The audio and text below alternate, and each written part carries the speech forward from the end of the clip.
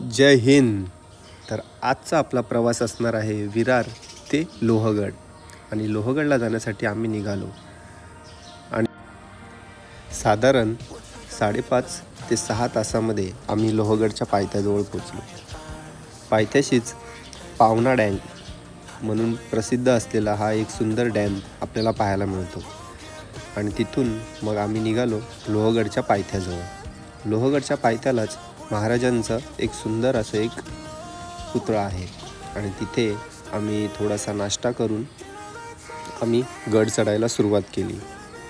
लोहगड हा अतिशय स्वच्छ आणि सुंदर किल्ला आहे.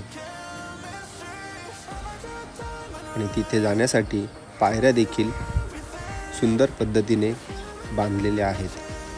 आणि हा किल्ला अतिशय प्राचीन असा ओळखला जातो. पुरातत्व विभागाकडून इथे आपल्याला लोहगडला जाण्यासाठी तिकीट आकारावे लागते आणि ती तिकीट फक्त ऑनलाईनच आपण करू शकतो. त्यानंतर आम्ही गड चढायला सुरुवात केली. गड चढत असताना सुंदर दृश्य आमच्यासमोर होतं आणि आम्ही पोचलो ते म्हणजे शिवकालीन प्रसाधनगृह म्हणजेच बाथरूम त्या ठिकाणी. आणि महाराजांच्या काळामध्ये सैनिकांसाठी तिथे बाथरूमची सुविधा केली होती. ती काही अशा प्रकारे.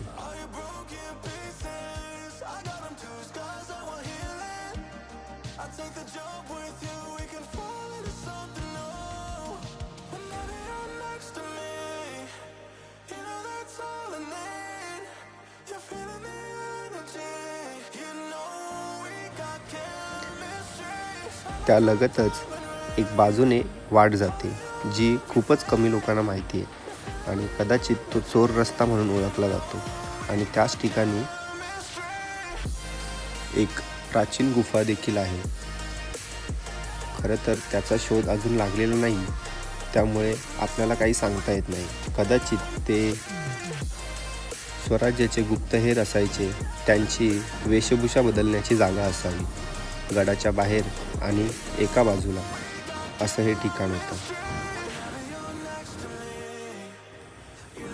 त्या गुफेमध्ये आम्हाला काही जाता आलं नाही आणि जर आपण जरी जात असाल तरी सावधानगी बाळगा असंच मी सांगेन. ती आता सध्या पूर्णतः बंद आहे.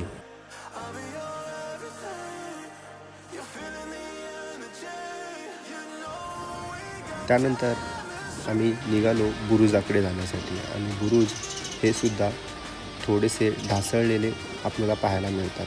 त्यामुळे आपण जर येत असाल तर या ठिकाणी उभे राहून फोटो काढण्याचा आग्रह करू नये, कारण की किल्ला जोपासणं आणि किल्ल्याची संस्कृती जोपासणं हाच आपला धर्म आहे. पुढे जात असताना समोर स्पष्टपणे दिसत असलेला हा विसापूरचा किल्ला. तिथून आम्ही धान्य कोठीकडे गेलो, जिथे आता पूर्णतः पाणी भरलेलं असतं आणि हेच पाणी पिण्यायोग्यसुद्धा आहे. त्यामुळे इथे कोणत्याही प्रकारचा कचरा आपण करू नये. त्यानंतर आम्ही पोचलो ते म्हणजे महादरवाजाकडे. महादरवाजा अजूनही चांगल्या कंडिशनमध्ये आहे, त्यामुळे तिथे आपल्याला बऱ्याच इतिहासाची जाणीव होते आणि चारी बाजूला पोस्टर लावल्याने आपल्याला माहितीही मिळते. गडाच्या पठारावर येताच समोर दिसते ती म्हणजे एक मस्जिद आणि त्याच्या बाजूलाच तिथे आहे ती म्हणजे राजसदर. तर अशा पद्धतीने हा पठार होता आणि ही तटबंदी आपण पाहू शकता खूपच सुरक्षित अशी बांधलेली आहे. आणि इथून दिसणारे बरेचसे किल्ले आपल्याला स्पष्टपणे दिसतात.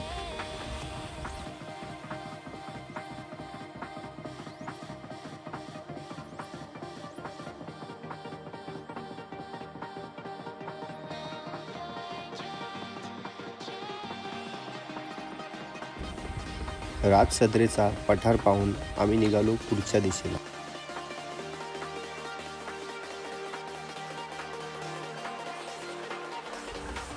सुरुवातीला आम्ही गेलो ते म्हणजे घोड्यांच्या पागा पाहण्यासाठी. पागेचा विस्तार हा खूपच मोठा होता आणि जर आपण येत असाल तर कृपया बॅटरी किंवा टॉर्च याचा वापर करावा, कोणतेही जीव जनावर असू शकतात.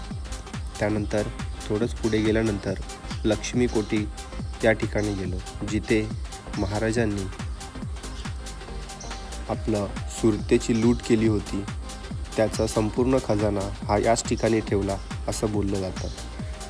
त्यापूर्वी इथे विशिष्ट ऋषींचे स्थान असायचे आणि ही कोठी ही 2 विभागणीमध्ये विभागलेली आहे.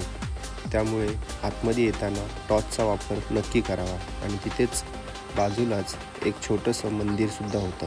तर त्या ठिकाणीसुद्धा आम्ही दिवाबत्ती लावून पुढच्या प्रवासाला लागलो.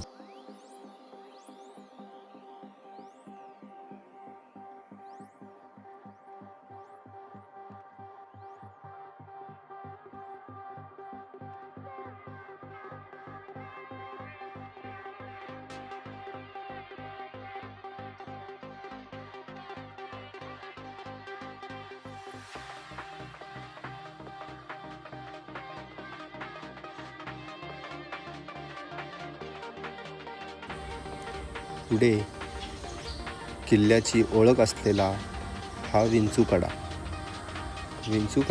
हा सध्या बंद अवस्थेत होता, कारण की लोकांचे वागणे आणि चालणे हे कदाचित त्याला धोकादायक असावे. जर आपण येत असाल तर कृपया गडाचं पावित्र्य राखा, हेच मी तुम्हाला सांगेन. विंचूकडा हा खालच्या बाजूने विसापूरच्या किल्ल्यावरून अत्यंत सुंदर दिसतो. त्यानंतर आम्ही पुढे पोचलो 16 कोणी असलेली ही विहीर पाहण्यासाठी. ही विहीर नाना फडणवीस यांनी बांधली होती. त्याच पुढे होता त्र्यंबक तलावच्या बाजूलाच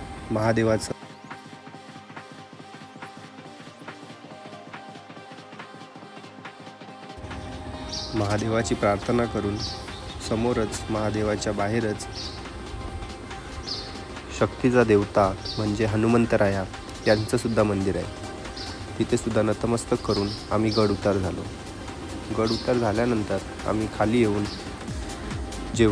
जेवणाकडे वळलो आणि आमचा परतीचा प्रवास हा सुरू झाला.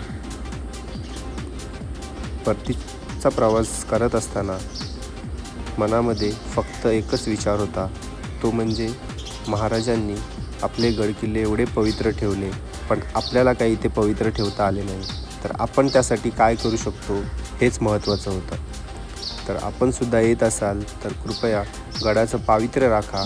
येताना जाताना आपले प्लॅस्टिकच्या ज्या बॉटल असतील किंवा कचरा असेल तो स्वतःकडेच ठेवा. आणि त्यानंतर इकडे आम्ही लोणावळा घाटामध्ये भजी खाण्यासाठी थांबलो आणि तिथे आमचे क्रिकेटप्रेमी हे मॅच पाहत होते. आणि अशा पद्धतीने आपली आजची ट्रिप होती.